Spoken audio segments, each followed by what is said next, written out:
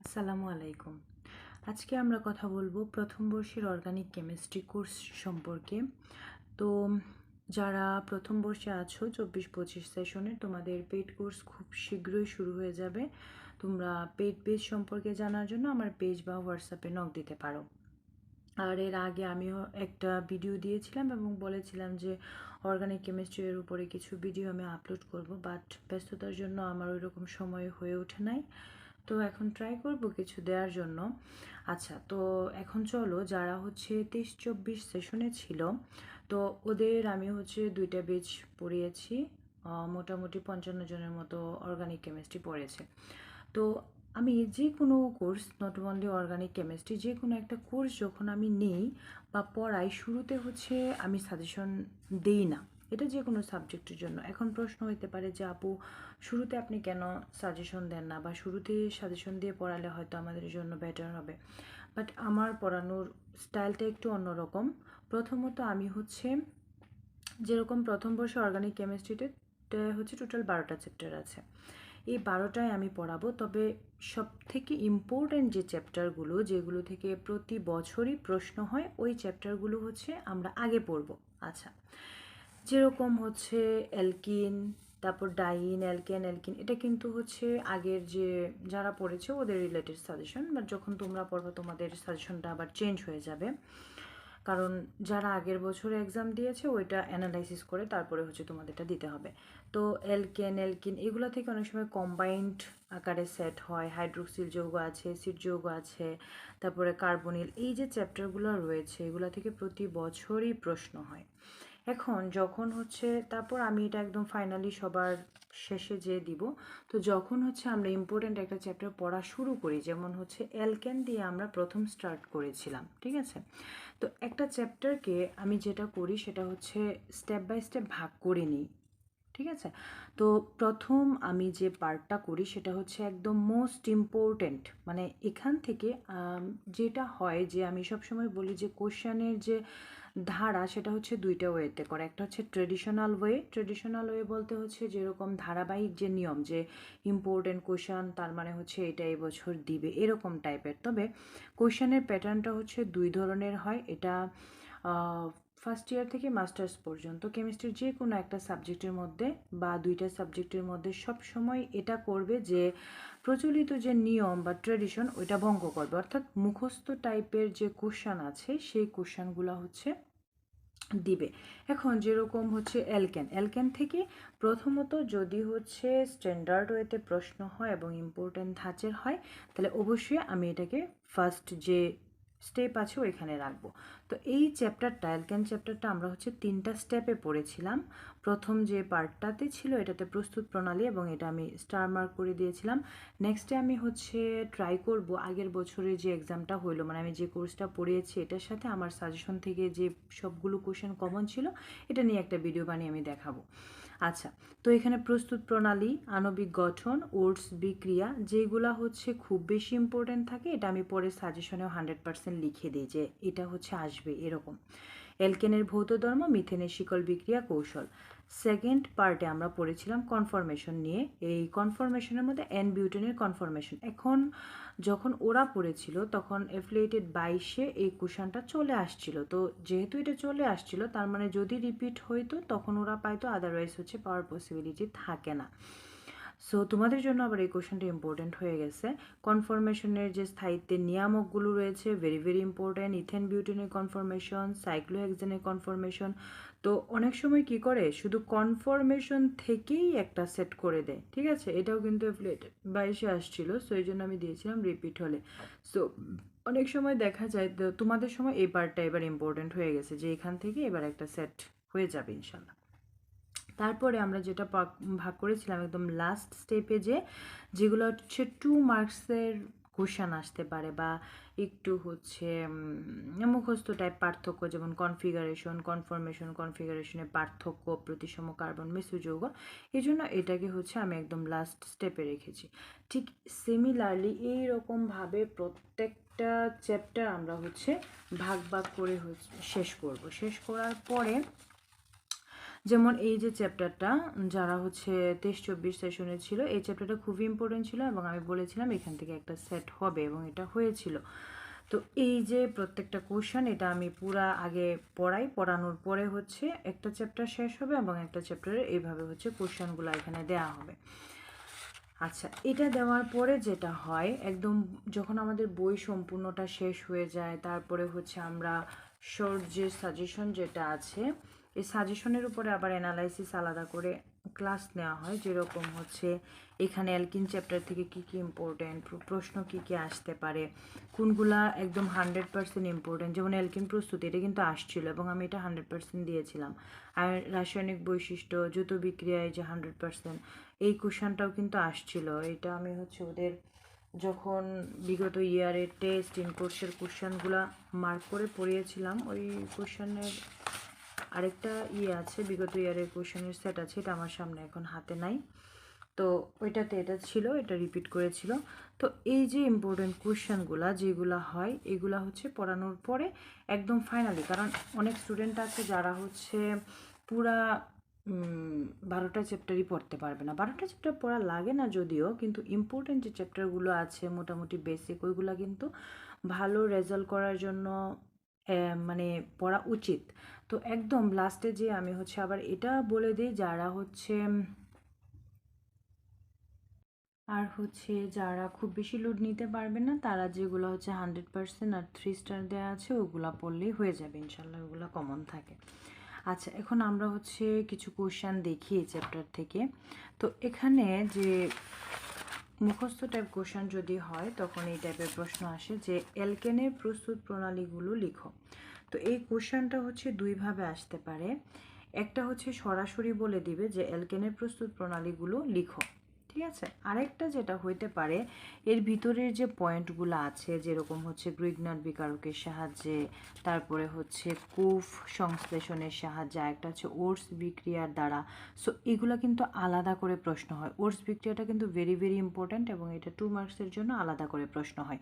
তো যখন আমরা এখান থেকে প্রিপারেশনগুলো শিখব তখন অবশ্যই এই যে ইম্পর্টেন্ট যেগুলো রয়েছে ওটস, কুফ সংশ্লেষণ, গ্রিগনার্ড, তারপর হচ্ছে অ্যালকাইল হ্যালাইডের বিজারণ, এগুলো হচ্ছে আগে পড়ে ফেলবো। আগে পড়ে ফেললে কি হবে, যখন আমাকে প্রস্তুত প্রণালী বলবে তখনও হচ্ছে আমি ওইখানেও কাজে লাগাইতে পারবো, আবার যখন হচ্ছে আমাকে আলাদা করে প্রশ্ন দিবে তখন ওইখানেও কাজে লাগাইতে পারবো। সো আমরা এক ডিলে দুই পাখি মারার মতো কাজ করতে হবে, অর্থাৎ পড়াকে কমায় আনতে হবে।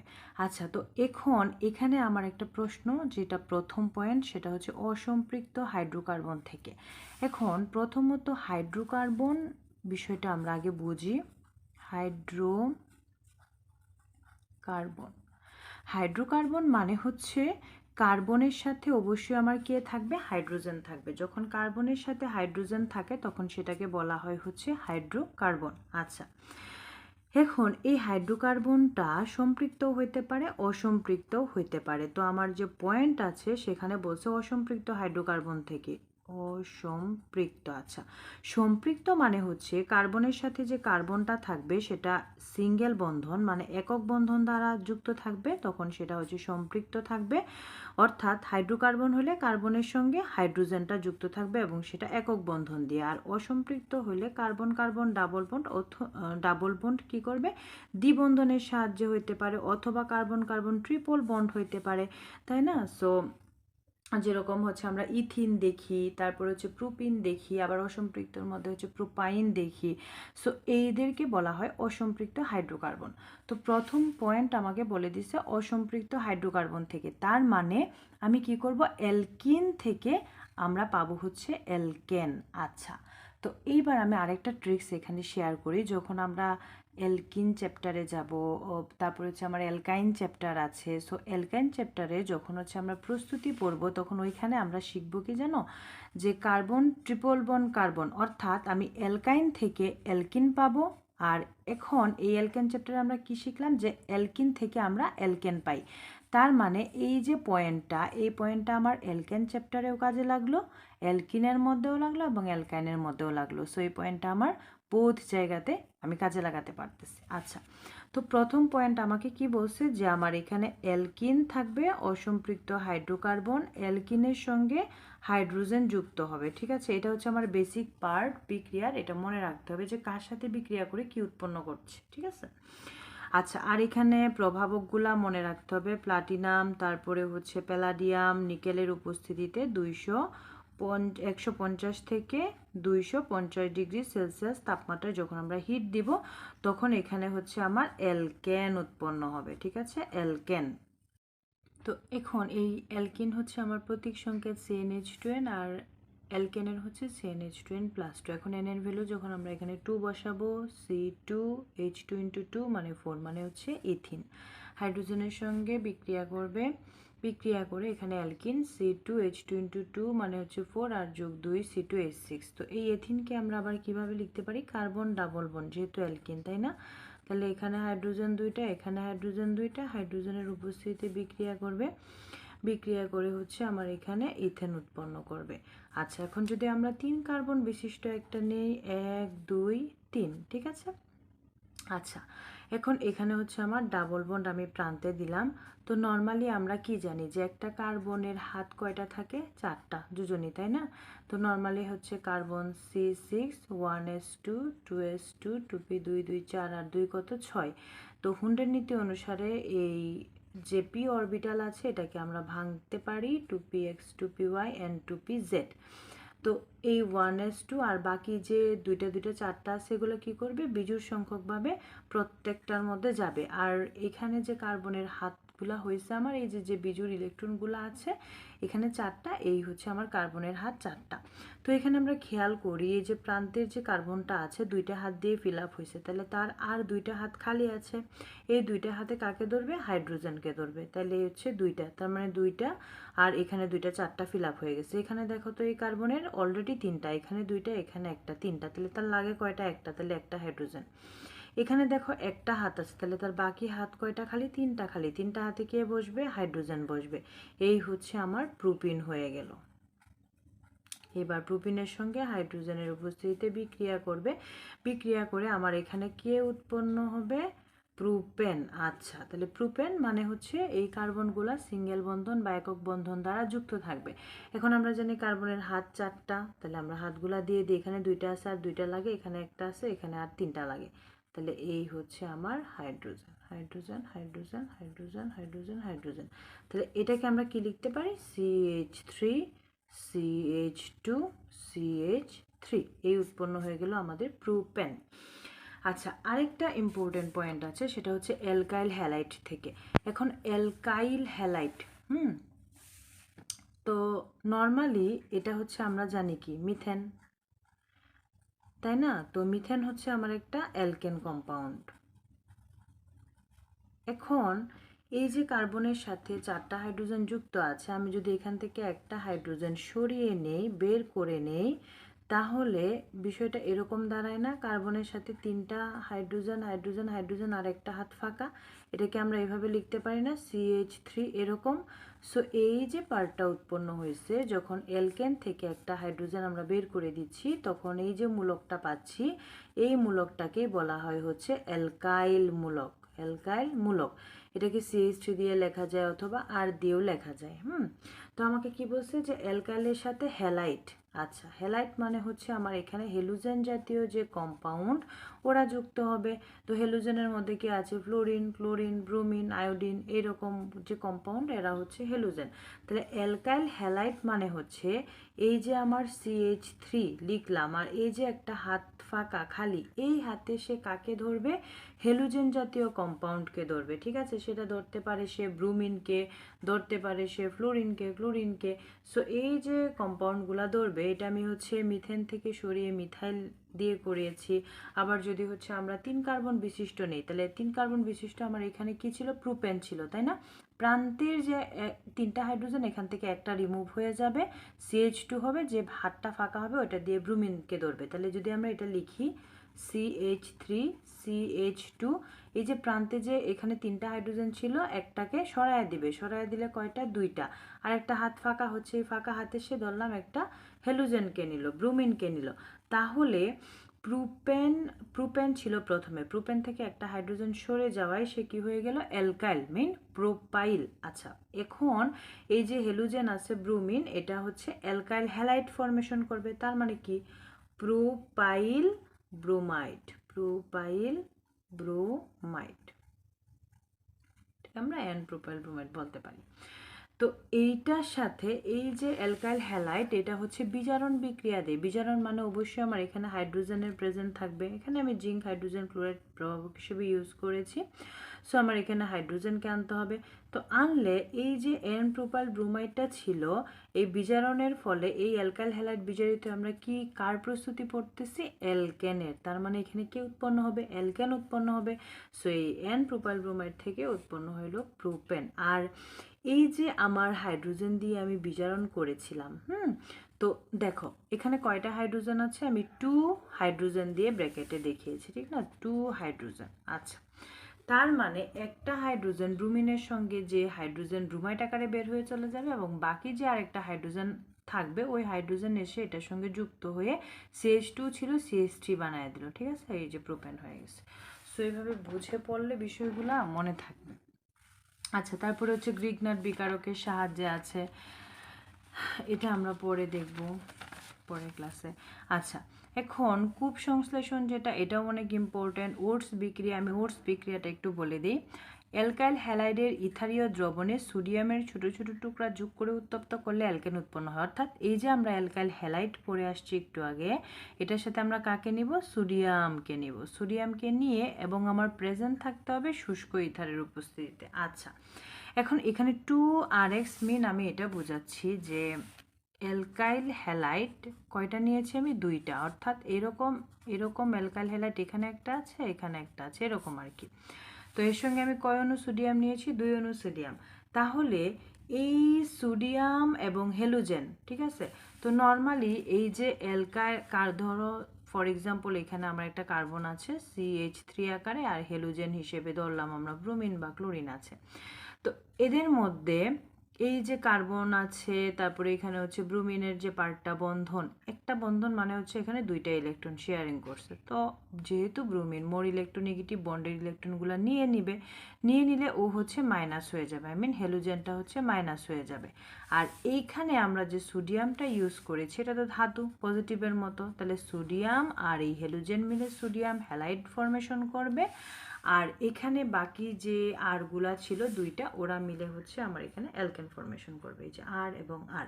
তো এখন আমরা একটা এক্সাম্পল দেখতে পারি। এখানে আর মিনস আমি CH3 কে নিয়েছি, হেলোজেন আমি আইকে নিয়েছি, সোডিয়াম নিয়েছি, তাহলে আমার এখানে কি ফর্মেশন হয়ে যাবে, সোডিয়ামের সঙ্গে আয়োডিন চলে যাবে।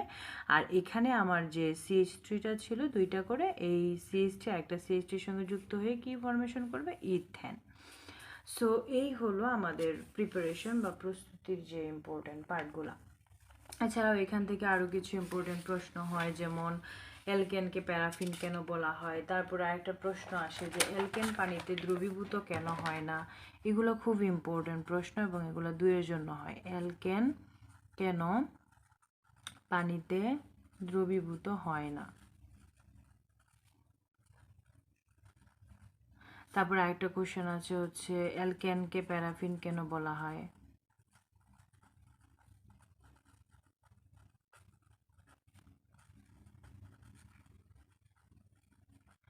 আচ্ছা, প্যারাফিন মানে হচ্ছে আসক্তিহীন। আর পানিতে দ্রবীভূত হওয়ার যে ব্যাপারটা, যদি তাদের মধ্যে ডাইপোল মোমেন্ট সৃষ্টি না হয় তখন কিন্তু ওরা পানিতে দ্রবীভূত হইতে পারবে না। এখন অ্যালকেনের ক্ষেত্রে আমরা যে বিষয়টা দেখি যে অ্যালকেনের সঙ্গে কার্বনের সাথে কার্বন বন্ধন একক বন্ধন দ্বারা যুক্ত থাকতে পারে, অথবা কার্বনের সঙ্গে হাইড্রোজেন মানে যেটাকে আমরা হাইড্রোকার্বন বলতেছি, এটা যুক্ত থাকতে পারে একক বন্ধন দিয়ে। এখন এইটা মূলত ডাইপোলের বিষয়টা মূলত তড়িৎ ঋণাত্মকতার উপর ডিপেন্ড করে, তাই না, তড়িৎ ঋণাত্মকতা। তো তড়িৎ ঋণাত্মকতা যেমন অক্সিজেন এবং হাইড্রোজেন, এর মধ্যে আমরা জানি যে অক্সিজেন হচ্ছে অধিক তড়িৎ ঋণাত্মক মৌল। তো অধিক তড়িৎ ঋণাত্মক মৌলগুলা কি করে, এই যে আমার এখানে অক্সিজেনের সাথে হাইড্রোজেন যুক্ত আছে, এই যে লম্বা দাগ এর মানে হচ্ছে 2টা ইলেকট্রন এখানে আছে, তার মানে একটা অক্সিজেনের ইলেকট্রন আর একটা হচ্ছে হাইড্রোজেনের ইলেকট্রন, এরকম। তো যখন অক্সিজেন মোর ইলেকট্রোনেগেটিভ হয় তখন বন্ডের যে ইলেকট্রনগুলো রয়েছে সেটা সে নিজের দিকে টেনে নেয়। তার নিজের কিন্তু একটা ছিল, আর ওই যে হাইড্রোজেনের যেটা ছিল এটাও সে নিয়ে নেয়। তার মানে হচ্ছে নিয়ে সে নেগেটিভ হয়ে যায়, আর হাইড্রোজেনের তো আগে 1s1 মানে একটা ছিল, সেই একটাও সে হারায় ফেলছে। যেহেতু হারায় ফেলছে সেই জন্য হচ্ছে ঘাটতি, এই জন্য তাকে পজিটিভ দিয়ে দেখানো হয়। আর নেগেটিভ মানে হচ্ছে ইলেকট্রন রিচ সমৃদ্ধ, সে পাইছে এই জন্য নেগেটিভ দিয়ে দেখানো হয়। সো এই যে অক্সিজেনের মাইনাস হাইড্রোজেনের প্লাস এই যে প্রান্তগুলা ক্রিয়েট হয়েছে, তার মানে হচ্ছে এইটাই হচ্ছে আমার ডাইপোল মুভমেন্ট। সো এই মুভমেন্টের কারণে আমরা যে হাইড্রোজেন বন্ড ফরমেশন করাইতে পারি, তাই না, যার কারণে হচ্ছে পানিতে দ্রবীভূত হয়। কিন্তু অ্যালকেনের ক্ষেত্রে যে ঘটনাটা ঘটে, এখানে তো কার্বন এবং কার্বন, তো কার্বনের তড়িৎ ঋণাত্মকতার যে ভ্যালু বা মান সেটা খুবই কম হয়। যার কারণে অর্থাৎ কার্বন টু কার্বন একদম তড়িৎ ঋণাত্মকতার মান 0, ঠিক আছে। আর এখানে কার্বনের সাথে যে হাইড্রোজেনটা আছে এখানে তড়িৎ ঋণাত্মকতার মান খুবই কম, একদম হচ্ছে নগণ্য হয়ে থাকে। যার কারণে এরা কোনো ধরনের ডাইপোল মোমেন্ট ক্রিয়েট করতে পারে না, এর ফলে এরা হাইড্রোজেন বন্ড ফরমেশন করতে পারে না, যার কারণে এই অ্যালকেনগুলো পানিতে দ্রবীভূত হয় না। অ্যালকেনের প্যারাফিনের যে ব্যাখ্যাটা ঠিক সিমিলার, যেহেতু এরা ননপোলার প্রকৃতির, ননপোলার হওয়ার কারণে এরা কি করতে পারে না, ডাইপোল ডাইপোল বন্ড ফরমেশন করতে পারে না বা দ্বিমেরু সৃষ্টি করতে পারে না। যার কারণে এই যে অ্যালকেনটা থাকে, অ্যালকেনের মধ্যে যে কার্বন কার্বন একক বন্ধন বা সিঙ্গেল বন্ধনটা থাকে, এই বন্ডটাকে ব্রেক করতে প্রচুর পরিমাণ এনার্জির প্রয়োজন হয়, যার কারণে হচ্ছে অ্যালকেনটা প্যারাফিন বা আসক্তিহীন থাকে। ওকে, আজকে এই পর্যন্তই থাকুক। তো যারা হচ্ছে অর্গানিক কোর্সে অ্যাড হতে চাও তারা পেজে নক দিয়ে বিস্তারিত কোর্স ফি সম্পর্কে সব কিছু হচ্ছে জেনে নেবা। ধন্যবাদ সবাইকে।